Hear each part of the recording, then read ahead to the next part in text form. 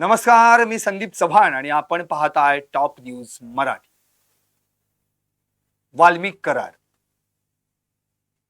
त्याचे कारनामे संपता संपेना, रोज काही ना काहीतरी नवीन बाहेरच येत आहे. पण आता बापासोबतच पोराचे देखील कारनामे बाहेर यायला लागले. ते म्हणतात ना, बाप नंबरी तो बेटा 10 नंबरी. इकडे वाल्मिक कराड जिल्हा रुग्णालयात ऍडमिट आहे, उपचार घेतोय. सिटी स्कॅनचा अहवाल पाठवण्यात आलाय, पण अजूनही डॉक्टरांनी असं सांगितलंय की त्याच्या प्रकृतीत सुधारणा झालेली नाही. म्हणजे आजच्या रात्रीचा मुक्काम देखील त्याचा जिल्हा रुग्णालयात असणार आहे. पण हे सगळं प्रकरण सुरू असताना वाल्मिक कराडवर 15 गुन्हे दाखल असताना अगदी 2000 सालापासून त्याच्यावर हे गुन्हे दाखल आहेत. पण आतापर्यंत गेल्या 24-25 वर्षांमध्ये त्याच्यावर केवळ गुन्हे दाखल होत आहेत. नंतर त्या गुन्ह्यातून चार्जशीट फाईल होण्यापूर्वीच त्याला दोषमुक्त करण्यात येत आहे. कुठे पुरावे सापडत नाहीत म्हणून त्याला बाजूला करण्यात येत आहे आणि त्याच्या गुन्ह्यांची जंत्री वाढतच चालते. आता बापाचंच जर असं वर्तन असेल तर बेट्याचं अनुकरण तसंच असणार. अर्थात या बेट्याचं नाव आहे वाल्मिक पुत्र सुशील कराड. आता या वाल्मिक पुत्र सुशील कराडची कहाणी काही अजबच आहे.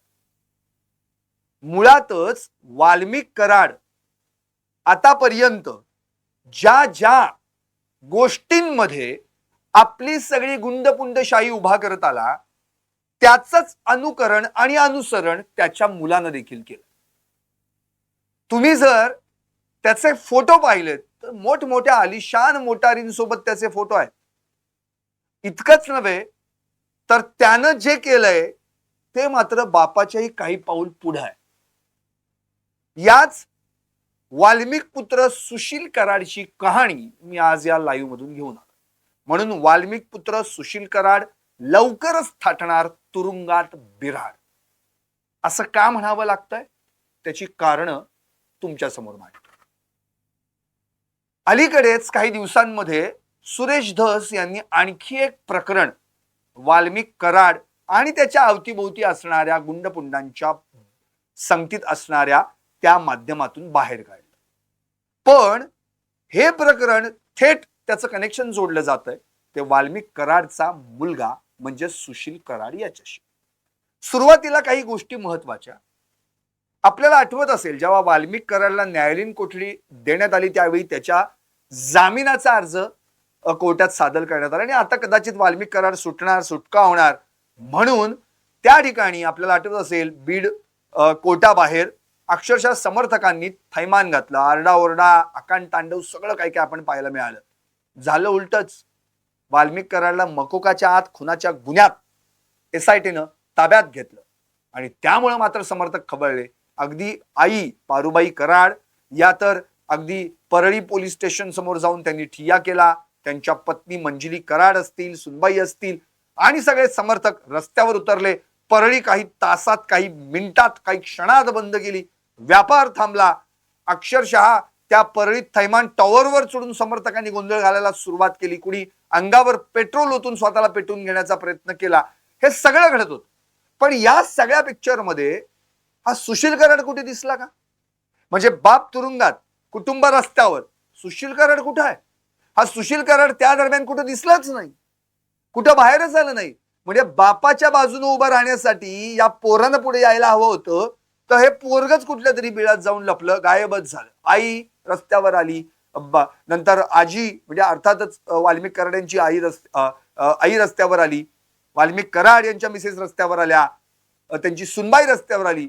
पण सुशील कराड काही आपल्या बापासाठी रस्त्यावर आला नाही. अगदी समर्थक तर पार पांगरीपर्यंत पांगले होते. अगदी अंगात येणं, घुमणं, काय काय आपण सगळ्यांनी बघितलं. पण याच्यात सुशील कराड कुठे दिसला नाही. आता प्रश्न हाच होता की आज सुशील कराड कुठे गायब झाला. तर त्याच दरम्यान एक प्रकरण सुरू होतं. ते प्रकरण फार महत्वाचं आहे. जे प्रकरण याच्या आधी काही दिवस उजेडात पण आलं. काय झालं होतं नेमकं? एका पीडित महिलेनं एक तक्रार दाखल सोलापूर न्यायालयात केली. आता हे प्रकरण घडलं बीडमध्ये म्हणजे परळीत आणि तक्रार दाखल केली गेली सोलापूर कोर्टात. का? त्याचं कारणच हे आहे की या पीडित महिलेनं ही तक्रार बीड, परळी या पोलीस ठाण्यांमध्ये जाऊन नोंदवली देखील. पण तिच्या फिर्यादीवर काहीच कारवाई झाली नव्हती. अगदी बीड एसपींच्या कानावर देखील तिने ही फिर्याद घातली, तक्रार घातली, पण MIDC police station, Solapur police आयुक्त, बीड एसपी यांनी कुणीही या तक्रारीची दाद घेतली नाही. शेवटी त्यांनी थेट कोर्टाची पायरी चढली आणि खासगी फिर्याद दाखल केली. ही फिर्याद काय होती ती फार महत्वाची. कथित पीडित महिलेचा पती, या कथित पीडित महिलेचा पती हा सुशील कराड याच्या आरवी, सानवी आणि अन्वी या ट्रेडर्स फर्म्स मध्ये नोकरी करत होता आणि त्याच दरम्यान काही आर्थिक व्यवहार झाला आणि त्या आर्थिक व्यवहारातून कराड आणि त्याच्या साथीदारांनी, ही दोन नावं पण आहेत अगदी त्या दोन साथीदारांची, एक गांजेवार म्हणून एक आणि मुंडे म्हणून, ही दोघं जण आणि हा सुशील कराड हे तिघही त्यांच्या घरी गेले.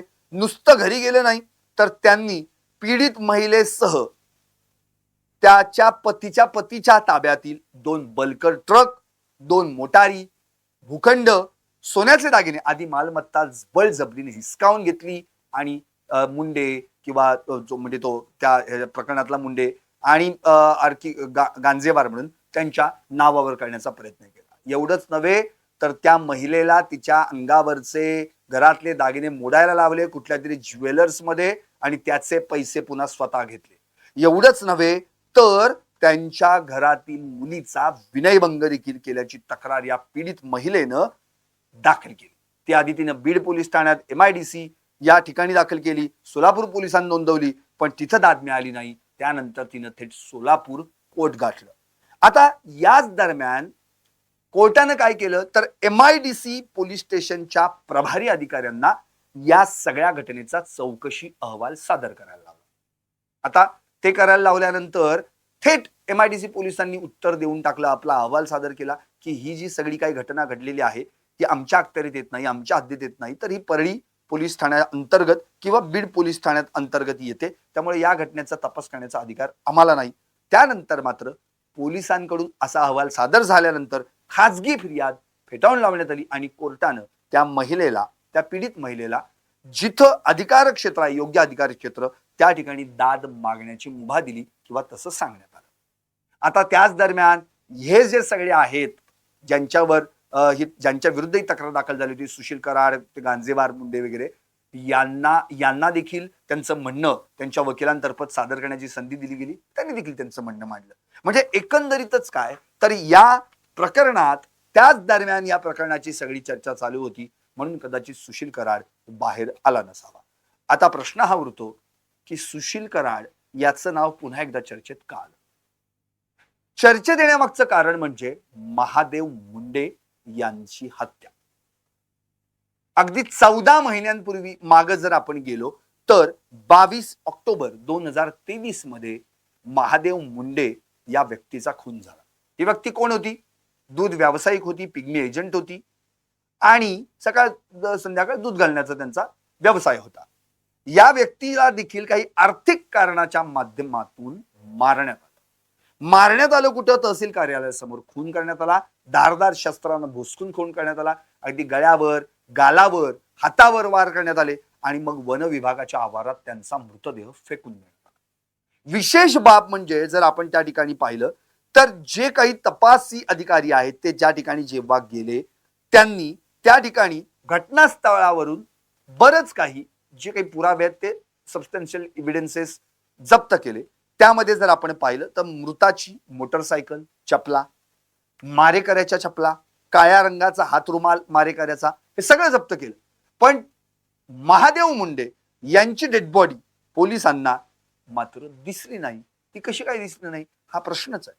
आता हे सगळं प्रकरण जे महादेव मुंडेंच्या बाबतीत घडलं, सुरेश धसांनी याच्यावर उजेड टाकला, ते प्रकाशात आणलं आणि मग त्यांच्या घरचे म्हणजे महादेव मुंडे यांची पत्नी ज्ञानेश्वरी मुंडे, नंतर त्यांचे जे मेहुणे आहेत ते देखील या ठिकाणी पुढे आले आणि त्यांनी देखील या संदर्भामध्ये आपली भूमिका मांडली. आता काय केलंय त्यांनी? मुळातच त्यांनी स्पष्टपणे असं म्हटलेलं आहे की त्या दरम्यान पोलीस अधिकाऱ्यांशी जे काही कॉल रेकॉर्ड झालेले आहेत, CDR, त्या कॉल जे काही रेकॉर्ड्स आहेत ते जे आहेत ते तपासले जावेत, त्याची चौकशी केली जावी जेणेकरून माझ्या पतीला कुणी मारलं हे कळेल. आता या महिलेनं कितीतरी वेळा पोलीस स्टेशनचे उंबरठे झिजवले, अक्षरशः तिथं जाऊन तक्रार मांडण्याचा प्रयत्न केला. शेवटी हे सगळं प्रकरण जेव्हा सुरेश धस यांनी बाहेर काढलं तेव्हा बीड पोलीस अधीक्षकांनी आता अनिल चोरमले नावाचे अंबाजोगाईचे DYSP आहेत त्यांना हे प्रकरण त्यांच्याकडे दिलं आणि या प्रकरणातली खातरजमा या प्रकरणातल्या सगळा तपास करायला सांगितलं. त्यामुळे कुठेतरी आता त्या पीडित महिलेला, त्या महादेव मुंडे यांच्या कुटुंबाला न्याय मिळण्याची आशा निर्माण झाली. मुळात बीडमधील पोलीस अधिकारीच या सगळ्या आरोपींना पाठीशी घालतायत का, आता हा प्रश्नच या ठिकाणी उपस्थित होतो. कारण की संतोष देशमुख प्रकरणात देखील आपण जर बघितलं तर तसंच काहीच आपल्याला आढळून आलंय. राजेश पाटील नावाचे पोलीस अधिकारी तर थेट 29 नोव्हेंबरच्या त्या आपल्याला CCTV फुटेजमध्ये दिसून आले. आणखी काही बरेच अधिकारी आहेत जे वाल्मिक कराड यानेच नेमलेले आहेत, ते त्यांचंच काम करतात अशा देखील चर्चा झाला. अक्षरशः SIT 1-2 वेळा त्यात बदल करावा लागला. एवढे सगळे प्रकार आपल्याला या ठिकाणी पाहायला मिळाले. आता प्रश्न असा आहे की जे आतापर्यंत जे काही हत्या ज्या झालेल्या आहेत त्यातली ही जी महादेव मुंडेंची हत्या त्याला अगदी 14-15 महिने उलटून गेले. 4 तपास अधिकारी बदलण्यात आले, 2 DYSPंची बदली झाली, पण 2 SPंची बदली झाली, पण अजून देखील या प्रकरणाचा तपास काही लागलेला नाही. आता ही जी महिला आहे या महिलेनं अक्षरशः म्हणजे त्यांचे मेहुणे सतीश फड या दोघांनी गुन्ह्याचा तपास गुन्हे शाखेकडे सोपवण्यात यावा, वर्ग करण्यात यावा अशी विनंती केली होती. त्यामध्ये मुख्यमंत्री, गृहमंत्री, पोलीस महासंचालक, पोलीस अधीक्षक आदींकडे अर्ज त्यांनी केले, पोलीस ठाण्याचे उंबरठे झिजवले, पण हाती काहीच लागलं नाही. अखेर सुरेश धस यांनी या प्रकरणाला वाचा फोडली आणि मग आपण प्रसारमाध्यमांमध्ये त्यांची मुलाखत देखील पाहिली. ज्ञानेश्वरी मुंडेंची अगदी लहान लेकर आहेत त्यांची 2 पोलीस अधीक्षकांची भेट घेतली आणि त्यांनी हे प्रकरण LCB कडे म्हणजे स्थानिक गुन्हे शाखेकडे वर्ग करायला सांगितलं. पण हे करताना देखील आणखी एक सूचना केली की त्या स्थानिक गुन्हे शाखेचे कोणीतरी शेख नावाचे जे प्रमुख आहेत त्यांना वगळून बाकीच्या पोलिसांना तपास करायला सांगा, कारण की शेख देखील वाल्मिक करायची संबंधित आहे. म्हणजे बघा किती म्हणजे पोलीस आणि आरोपी एकमेकांना बचावासाठी काय कुठल्या हद्दीपर्यंत गेलेले आहेत हा प्रश्न आता या ठिकाणी उपस्थित होतोय. खरं पाहिलं तर याच प्रकरणामध्ये सायबर तज्ञ जे मुंबईचे आहेत दुबे म्हणून सुरेश धस यांनी माहिती दिलेली मीडियाला, प्रसार माध्यमांना, ते आमदार आहेत त्यामुळे जबाबदार माहिती ते देत आहेत हे नक्की. विधानसभेत देखील त्यांनी संतोष देशमुख यांचं प्रकरण अगदी जबाबदारीने मांडलं होतं, म्हणून आज इथपर्यंत या सगळ्या गोष्टी महाराष्ट्राला कळाल्या. या प्रकरणात सगळा डाटा वेगळा केला गेला, 150 कॉल तपासले गेले आणि त्यामधून 6 मोबाईल क्रमांक काढण्यात आले. जे असे 6 मोबाईल क्रमांक आहेत ज्याच्यावरून अर्ध्या तासात म्हणजे महादेव मुंडे यांच्या हत्येच्या कालावधीत हे फोन पोलिसांना गेले होते. पण हे 6 नंबर देखील पोलिसांकडे देऊन सुद्धा या नंबरच्या ट्रेस करण्यात आला नाही, या नंबरची चौकशी देखील करण्यात आली नाही. आता यामध्ये कोणते कर्मचारी इन्व्हॉल्व्ह आहेत त्याची देखील नावं या ठिकाणी सुरेश धस यांनी घेतली. पोलीस कर्मचारी गोविंद भताने, सचिन सानप, भास्कर केंद्रे, विष्णू फड या सर्वांचे कॉल डिटेल्स काढले, तर मुंडेंचा खून कुणी केला हे 8 दिवसात स्पष्ट होईल असं सुरेश धस यांनी स्पष्ट केलं. इतकंच नव्हे तर यामध्ये भास्कर केंद्रे नावाचे जे पोलीस कर्मचारी आहेत हे गेली 15 वर्ष परळीत तळ ठोकून आहेत, त्यांची बदलीच होत नाही. फक्त ते वर्षाकाठी 3 महिन्याला दुसऱ्या जिल्ह्यात जातात, पुन्हा ट्रान्सफर होऊन इथे येतात. त्यामुळे आता पोलीस महासंचालक रश्मी शुक्ला यांची देखील सुरेश धस गाठ घेणार आहेत आणि नेमकं भास्कर केंद्रेंच्या बाबतीत असं का घडतंय याचा हा प्रश्न विचारून त्याचं उत्तर देखील ते घेणार आहेत असं देखील त्यांनी स्पष्ट केलंय. आता या सगळ्या प्रकरणात जेव्हा महादेव मुंडेंचं प्रकरण घडलं त्यानंतर PI रवींद्र सानप म्हणून त्यांनी या बाबतीत खूप मोठ्या प्रमाणावर या ठिकाणी या सगळ्या गोष्टींचा जो काही छडा लावण्याचा प्रयत्न केला, विचार त्यांनी केला की नेमकं काय घडतंय या प्रकरणाच्या बाबतीत. शेवटी त्यांना असं आढळून आलं की यात हे आरोपी डिटेक्ट झाले.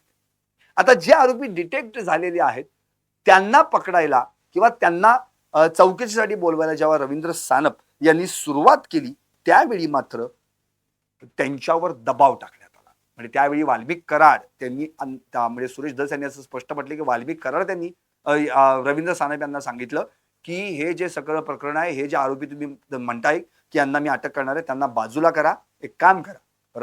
राजाभाऊ फड जे आपल्याला आठवते ज्यांनी मध्ये शरद पवारांच्या राष्ट्रवादी काँग्रेसमध्ये प्रवेश केला होता, त्यांना तिकीट मिळणार होतं अशी देखील चर्चा होत होती. ते राजाभाऊ फड हे जे रत्नाकर गुट्टे आहेत गंगाखेडचे आमदार, त्यांचे जावई, त्यांना या प्रकरणामध्ये अटक करा आणि त्यांच्यासोबत आणखी 5 जण घ्या असा दबाव या ठिकाणी रवींद्र सानप यांच्यावर टाकण्यात आला. पण रवींद्र सानप यांना हे मान्य नव्हतं. ते इमानदार पोलीस अधिकारी असल्याचं सुरेश धस यांनी सांगितलं आणि त्यांनी स्वतःची बदली करून घेतली. आताही ते धाराशिव मध्ये पोलीस स्टेशनमध्ये कार्यरत. एकंदरीतच या सगळ्या संदर्भात हा विचार केला तर सुरेश धस यांनी आणखी एक मोठा गौप्यस्फोट केलाय की वाल्मिक कराड यांचे जी दोन मुलं आहेत म्हणजे सुशील कराड आणि श्री कराड, आणखी एक दुसरं नाव, या दोघांनीही या पोलिसांना 150 फोन केले. 150. त्याची चौकशी कधी होणार? अर्ध्या तासात 150 फोन केले गेले आणि तेही कराडच्या घरातून जात आहेत, म्हणजे कराडच्या कुटुंबातील 2 या मुलांकडून जात आहेत. नेमकं एवढं फोन करण्याची त्यांना गरज काय? हे 150 कॉल दुबे यांनी तपासलेले आहेत. 6 नंबर देखील ट्रेस झालेले आहेत, पण त्याची चौकशी केली गेलेली नाही असं सुरेश धस यांनी स्पष्ट केलं. एकंदरीतच या सगळ्या प्रकरणाचा जर विचार केला तर सुशील कराड हा देखील आता कुठेतरी अडकणार हे समोर येत आहे. कारण की महादेव मुंडे प्रकरणात सुशील कराड आणि त्याचा भाऊ श्री कराड यांचा संबंध काय?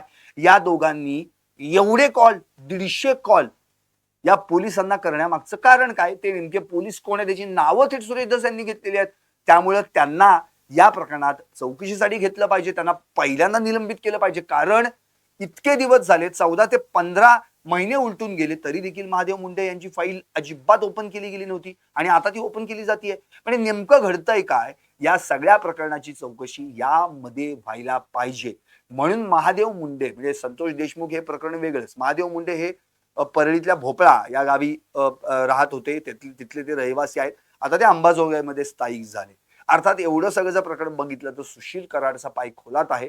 तिकडून त्या कथित पीडित महिलेच्या पतीला आणि त्या सगळ्या त्यांच्या मालमत्ता बळकावल्या प्रकरणी कदाचित त्या आता पुन्हा एकदा बीड पोलिसात तक्रार द्यायला जाऊ शकतात. त्या ठिकाणी त्यांची फिर्याद नोंदवली जाऊ शकते कारण की तसे कोर्टाने आदेश दिलेले आहेत.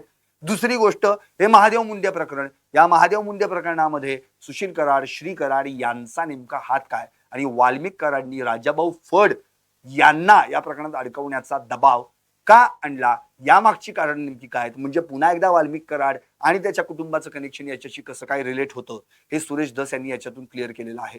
त्यामुळं संपूर्ण बीड, परळी, अंबाजोगाई, धारूर, केज या ठिकाणी आपण बघितलं तर वाल्मिक कराडांचा कुठे ना कुठेतरी हस्तक्षेप आपल्याला दिसून आलेला आहे. राखेचा प्रकार वेगळाच, वाळू कंत्राट वेगळीच, त्या विषयाबद्दल तर बोलून बोलून अक्षरशः प्रसार माध्यमं थकली, पण अजूनही त्या संदर्भामध्ये काही चर्चा होत नाहीये. परवा अजित पवार जेव्हा बीडला आले त्यांनी कलेक्टरांना त्या ठिकाणी सूचना केल्या, आदेश दिले आणि मग 2000 वाळू माफियांविरुद्ध नोटिसा काढल्या गेल्या. त्याचं पुढे काय झालं? त्या वाळू माफियांना नोटिसा पोहोचल्या असतील तर त्याबद्दलच्या काही तक्रारी पुढे आल्यात का?